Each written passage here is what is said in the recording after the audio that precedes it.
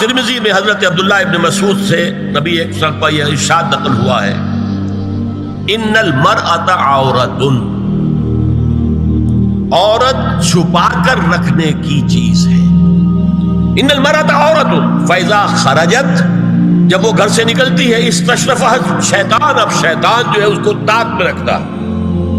واقرب ما تکون بروحة ربها وهي في قعر بیتها، وہ اپنے رب کی رحمت سے قریب ترین ہوتی ہے جبکہ اپنے گھر کے بھی کسی اندرونی حصے میں۔ اسی لیے فرمایا مردوں کے لیے مسجد میں نماز افضل 28 گنا، اور عورت کے لیے گھر کی نماز مسجد سے افضل، گھر کے صحن کی مسجد سے افضل، دالان کی صحن سے افضل، کمرے میں اس سے افضل، اور کمرے کی کوئی بغلی کوٹھڑی ہے تو اس میں سب سے افضل۔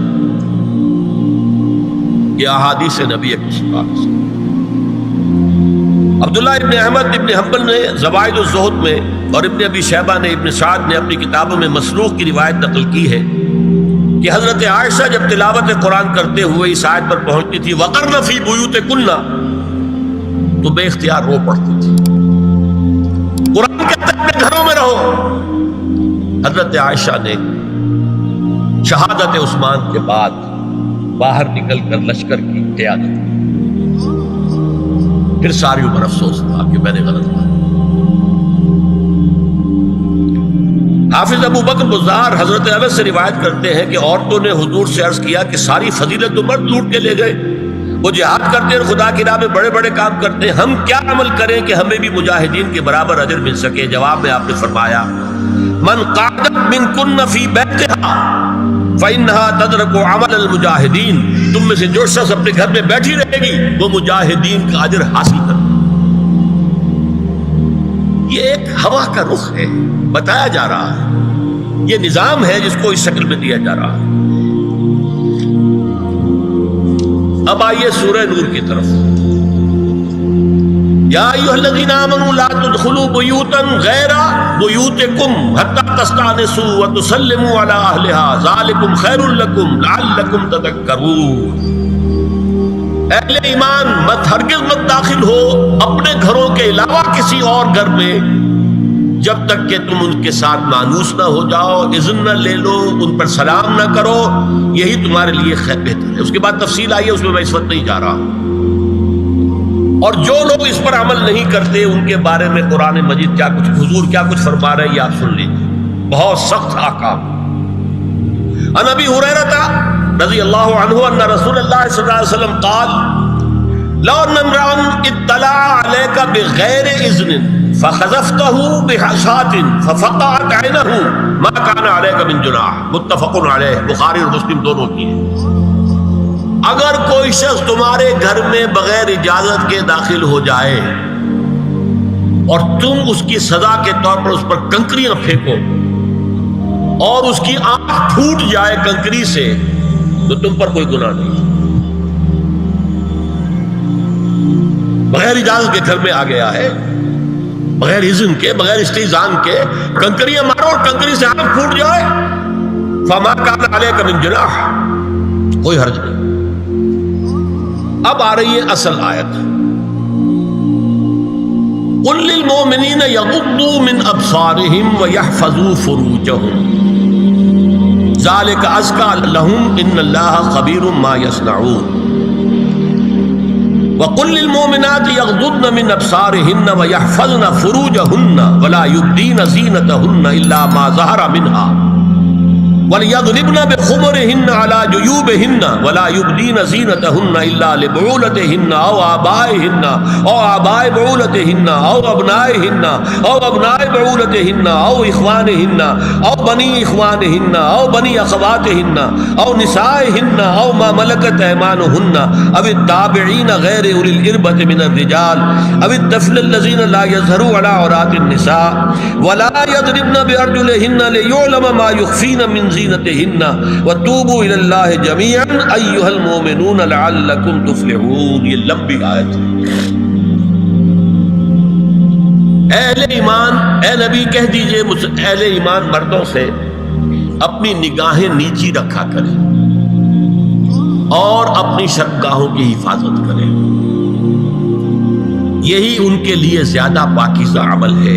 ان اللہ خبیر بما یصنعون، اور جو کچھ وہ کر رہے ہیں اللہ اس سے واقف ہے۔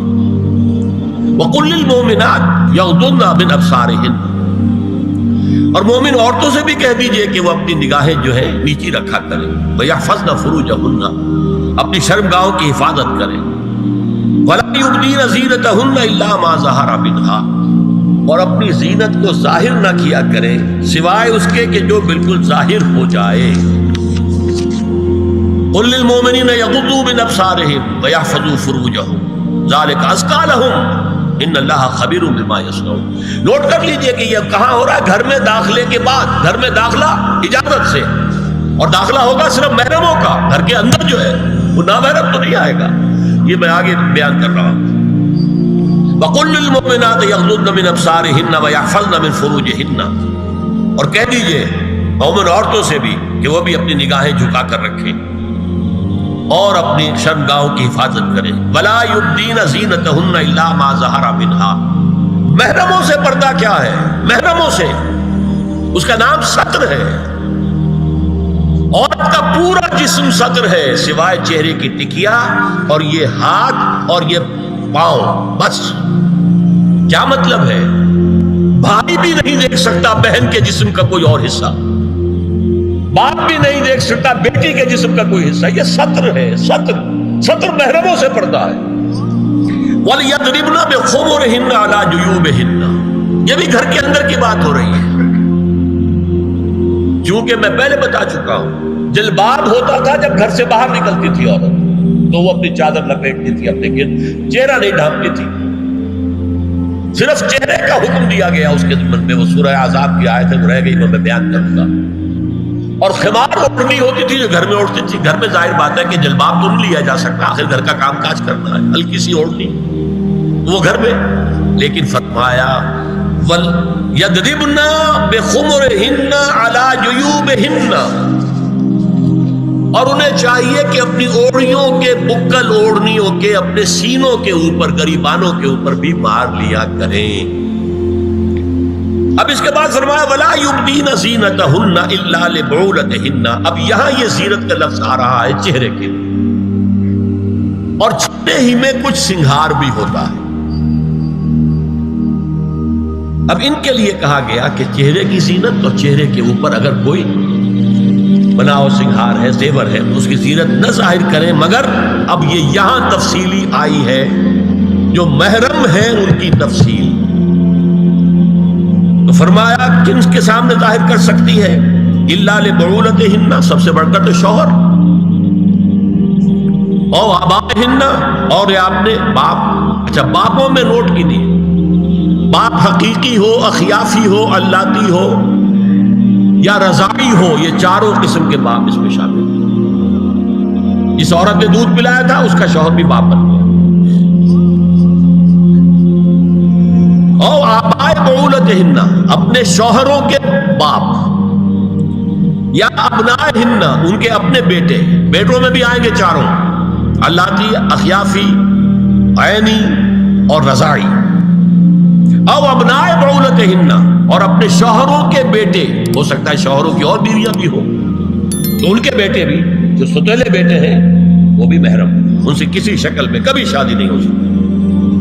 او اخوانہن، یا ان کے بھائی، او ابنائہن، یا اپنے بیٹے، او ابنائے بعولتہن، یا اپنے شوہروں کے بیٹے، او اخوانہن، یا اپنے بھائی، او بنی اخوانہن، یا اپنے بھائیوں کے بیٹے، او بنی اخواتہن، اپنا بھتیجا، شوہر کا بھتیجا نہیں، اپنا بھتیجا محرم ہے، اپنا بھانجا محرم ہے، شوہر کا بھانجا محرم نہیں ہے۔ او نسائہن، یا ان کی عورتیں، اپنی عورتیں، جان پہچان کی عورتیں۔ او ما ملکت ایمانہن، یا جو ان کے داہنے ہاتھوں کی ملکیت ہے، باندیاں، غلام۔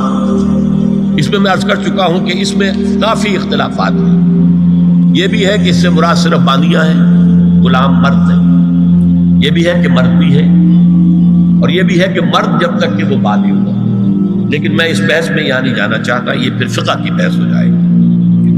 اب التابعین غیر اولی الارباح، کچھ ایسے لوگ بھی ہوتے ہیں، کوئی کسی کے گھر میں کوئی اندھا آدمی رہ رہا ہے یا کوئی اور کسی وجہ سے کوئی مریض ہے، اسے آپ نے بنا دے رکھی ہے، انہیں عورتوں سے کوئی سروکار نہیں ہوگا۔ اب الطفل الذین لم یظہروا علی عورات النساء، یا وہ بچے کہ جن پر ابھی عورتوں کے پوشیدہ حالات واضح ہی نہیں ہے، پتہ ہی نہیں ہے انہیں، ابھی انہیں جنس کا کوئی احساس ہی نہیں ہے۔ یہ ہے فہرست جو دی گئی ہے کہ جن کے سامنے عورت کھلے چہرے کے ساتھ اور اپنی جو اضافی زینت بھی ہو، کوئی زیور وغیرہ یا کوئی بھی سرما وغیرہ ڈالا ہوا ہے یا کوئی سرخی کو لگائی ہے معمولی سی، تو اس کے ساتھ آ سکتی ہے، اور یہ وہ رشتے ہیں کہ جن سے کسی حالت میں بھی نکاح نہیں کی۔ آگے سنیے، وَلَا يَضْرِبْنَ بِأَرْجُلِهِنَّ لِيُعْلَمَ مَا يُخْفِينَ مِنْ زِينَتِهِنَّ، اور چلتے ہوئے اپنے پاؤں زور سے نہ مارے کہ ان کی زینت ظاہر ہو جائے۔ اگر کوئی پازیب پہنی ہوئی ہے، کوئی جھنجھنو وغیرہ ہے، تو اب اگر پاؤں مار کر چلے گی تو خواہ ذہن جائے گا بیٹھے ہوئے کا کہ کوئی خاتون جا رہی ہے۔ یہاں تک اس کے علاوہ یہ بھی ہے، تعطر کے بارے میں فرمایا ہے کہ اگر عطر لگا کر کوئی عورت گھر سے نکلی ہے، اذا استعارت المرأة فمرت على القوم ليجدوا ريحها فهي كذا وكذا قال قولا شديدا۔ اس ابو داؤد کی روایت حضور نے فرمایا جب کوئی عورت عطر لگا کر، خوشبو لگا کر نکلتی ہے کہ لوگ اس کی خوشبو سونگیں یا اس کو اوپر مطلع ہو جائیں، تو ایسی ہے ایسی ہے، بہت سخت الفاظ حضور نے استعمال کیے کہ جس کو راوی نے نقل نہیں کیا۔ عورت کے لیے خوشبو، عورت کی آواز کا پردہ ہے۔ اب دیکھیے کس حد تک نماز میں اس وقت عورتیں بھی شریک ہوتی تھی، اگرچہ حضور نے فرمایا مردوں کی صف بہترین سب سے آگے والی ہے اور سب سے بری صف سب سے پیچھے ہے، کیونکہ اس کے پیچھے پھر عورتوں کی صف ہوتی تھی، اور عورتوں کے لیے سب سے اچھی صف سب سے پچھلی والی ہے اور سب سے بری سب سے آگے والی ہے۔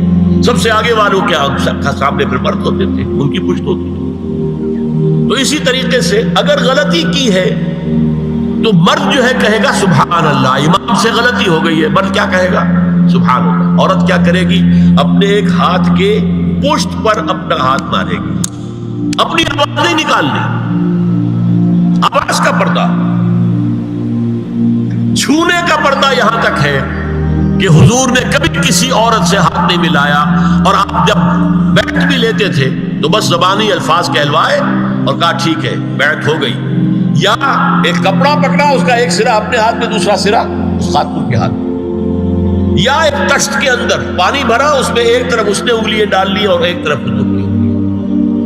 لیکن مسافر لا اسافر النساء، ایک دفعہ ہوا بھی کہ بعض خواتین نے جب بیعت کی ہے تو پھر انہوں نے ہاتھ آگے بڑھایا مسافر کے لیے، حضور نے فرمایا انی لا اسافر النساء، میں عورتوں سے مسافرہ نہیں کرتا۔ یا ایھا النبی قل لازواجک وبناتک ونساء المؤمنین یدنین علیہن من جلابیبہن ذلک ادنی ان یعرفن فلا یؤذین وکان اللہ غفورا رحیما۔ اے نبی صلی اللہ علیہ وسلم کہہ دیجئے اپنی بیٹیوں سے اور اپنی بیویوں سے اور مسلمانوں کی خواتین سے۔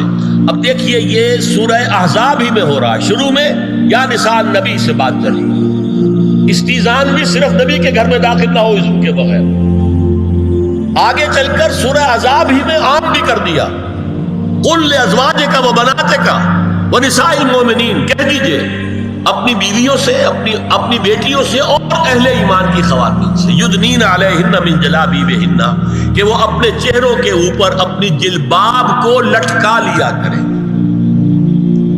چہرہ چھپ جائے۔ اب اس کی تفسیر میں چاہتا ہوں کہ آپ کو جو مختلف مفسرین نے کی ہے وہ آپ کے سامنے میں رکھوں۔ حضرت عبداللہ ابن عباس نے اس آیت کی جو وضاحت فرمائی ہے اسے حافظ ابن کثیر نے اپنی تفسیر میں اس طرح نقل کیا ہے، اللہ نے مسلمان عورتوں کو حکم دیا ہے کہ جب وہ کسی کام کے لیے گھروں سے نکلے تو اپنی چادروں کے پلو اوپر سے ڈال کر اپنا منہ چھپا لے اور صرف ایک آنکھ کھلی رکھے، دونوں آنکھیں بھی غلط ہیں۔ اور سن لیجئے ابن جریر اور ابن منذر کی روایت ہے کہ محمد بن سیرین یہ ایک تابعی ہیں نے حضرت عبیدہ السلمانی یہ صحابی ہیں سے اس آیت کا مطلب پوچھا. انہوں نے جواب میں کچھ کہنے کی بجائے اپنی چادر کو اس طرح اوڑھا کہ پورا سر اور پیشانی اور پورا منہ ڈھانک کر صرف ایک آنکھ کھولی رکھی. اور سنیے ابو بکر بن عبداللہ ابن عربی نے یدنین علیہن من جلابیبہن کا مفہوم ان الفاظ میں بیان کیا ہے تغطى به وجهها حتى لا يظهر منها الا عينها اليسرى. عورت اپنی چادر کو پورے وجود پر ڈھانپ لے اور اس طرح چہرے کو بھی ڈھانپے کہ صرف بائیں آنکھ کھلی رہے. علامہ حمید الدین فراہی کو نظم قرآن کے فہم میں خصوصی مقام حاصل تھا. انہوں نے حجاب کے بارے میں اپنے ایک مکتوب میں ہاتھ اور چہرہ کھلا رکھنے کو جائز قرار دینے کے موقف کے بارے میں لکھا ہے کہ میری رائے میں نظم قرآن پر توجہ نہ کرنے سے یہ غلط فہمی پیدا ہوئی ہے. وہی بات کہ سورہ احزاب میں گھر سے باہر کا پردہ ہے اور سورہ نور میں گھر کے اندر کا پردہ ہے. بہرحال الحق احق بان یتبع، حق جو ہے وہ اس کا زیادہ حقدار ہے کہ اس کی پیروی کی جائے. میں اس مسئلے پر مطمئن ہوں اور میرے نزدیک اجنبی سے پورا پردہ کرنا واجب ہے اور قرآن نے یہی حجاب واجب کیا ہے جو شرفاء میں مروج ہے بلکہ اس سے بھی قدر زائد. مولانا فراہی کا یہ مکتوب ماہنامہ حیات نو بلیریا گنج انڈیا کے اکتوبر سن 92 کے شمارے میں شائع ہوا. یہ ہے علماء کی رائے. حضرت ام سلمہ اور حضرت میمونہ نبی صلی اللہ علیہ وسلم کے پاس بیٹھی تھی. اتنے میں حضرت ابن ام مکتوم آ گئے.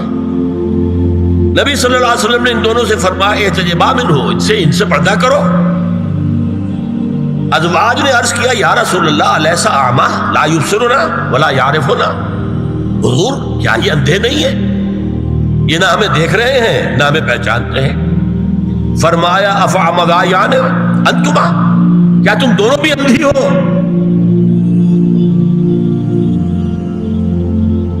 اللہ تم سرانے ہی، کیا تم نہیں دیکھ رہی ان کو؟ حضرت ام سلمہ تصریح کرتی ہیں ذالک بعد ان امر بالحجاب، یہ جب حجاب کا حکم آ گیا تھا تب حضور نے پھر یہ حکم دیا. اس کی وجہ کیا تھی؟ حضرت عبداللہ ابن مکتوم کا گھر میں آنا جانا تھا. وہ اگرچہ اندھے ہیں لیکن یہ کہ یہ بار بار کا آنا جانا اس سے فتنے کا ایک دروازہ کھل سکتا ہے. اس دروازے کو بند کر دیا گیا.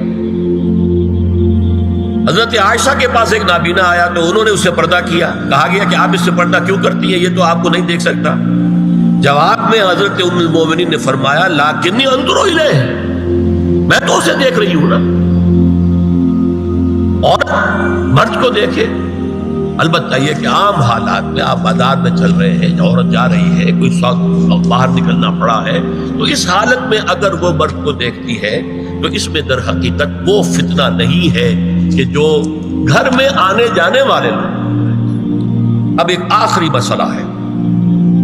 2 حدیثیں ایسی ہیں جو میری گفتگو کے خلاف جاتی ہیں اور میں دیانت کا تقاضا سمجھتا ہوں کہ وہ بھی آپ کے سامنے بیان کروں. حضور کے بارے میں یہ معلوم ہے کہ 2 خواتین جو ویسے نامحرم تھیں وہ ان کے سامنے آتی رہیں اور آپ ان سے ملتے رہے. ایک آپ کی سالی حضرت اسماء، حضرت عائشہ کی بہن رضی اللہ تعالی عنہ، اور ایک آپ کی چچا زاد بہن حضرت علی کی بڑی ہمشیرہ حضرت ام ہانی. یہ میں حدیث آپ کو سنا رہا ہوں. بکثرت احادیث سے ثابت ہے کہ حضرت اسماء بنت ابی بکر آپ کے سامنے ہوتی تھی اور آخر وقت تک آپ کے اور ان کے درمیان چہرے اور ہاتھوں کی حد تک کوئی پردہ نہ تھا. حجۃ الوداع نبی صلی اللہ علیہ وسلم کی وفات سے صرف چند مہینے پہلے کا واقعہ ہے اور اس وقت تک بھی یہی حالت قائم رہی. یہ ابو داؤد کتاب الحج. دوسری روایت حضرت ام ہانی رضی اللہ تعالی عنہا جو ابو طالب کی صاحبزادی اور نبی صلی اللہ علیہ وسلم کی چچاداد بہن تھی، آخری وقت تک حضور کے سامنے ہوتی رہیں اور کم از کم منہ اور چہرے کا پردہ انہوں نے آپ سے کبھی نہیں کیا. فتح مکہ کے موقع کا ایک واقعہ وہ خود بیان کرتی ہیں جس سے اس کا ثبوت ملتا ہے. یہ ابو داؤد کی روایت ہے. یہ روایتیں ہیں، میں انہیں تسلیم کرتا ہوں. اور میں نے اب جو کچھ بیان کیا ہے اس سے یہ ایک بالکل برعکس بات سامنے لا رہی ہے۔ اب یہ ہے کہ یا تو ہم ان دو حدیثوں کو اصل مان کر باقی ساری حدیثیں جو ہیں ان کو ختم کر دیں۔ میں تو آپ کو سنا نہیں سکا، میرے پاس تو بہت زیادہ حدیثوں کا مواد تھا۔ چہرے کے پردے کے لیے حدیثیں، استیزان کے لیے کتنی حدیثیں ہیں، چہرے کے پردے کے بارے میں بہت زیادہ حدیثیں ہیں۔ حضرت ام خلاد ایک خاتون تھی، ان کا بیٹا ایک غزوے میں شہید ہو گیا، وہ اس کے بارے میں کچھ پوچھنے کے لیے حضور کے پاس آئی، صحابہ بیٹھے ہوئے تھے، انہوں نے نقاب ڈالا ہوا تھا، منتقبۃ، نقاب کا لفظ بھی حدیث میں موجود، اور یہ لوگ کہتے ہیں نقاب تو جو ہے یہ بعد کی پیداوار ہے، یہ لفظ کوئی ہے ہی نہیں۔ حجاب کا لفظ قرآن میں ہے، جلباب کا لفظ قرآن میں ہے، خمار کا ذکر قرآن میں ہے، اور یہ منتقبۃ، نقاب ڈالی۔ لوگوں نے کہا عجیب عورت ہے یہ، اس کا بچہ شہید ہو گیا ہے، مطلب یہ کہ سخت صدمے کی کیفیت، اور یہ اس وقت بھی اس نے نقاب ڈالی ہوئی ہے۔ تو انہوں نے جواب دیا ان ارزو ابنی لا ارزو حیائی، میں نے بیٹا کھویا ہے، اب بھی حیا نہیں کھوئی ہے۔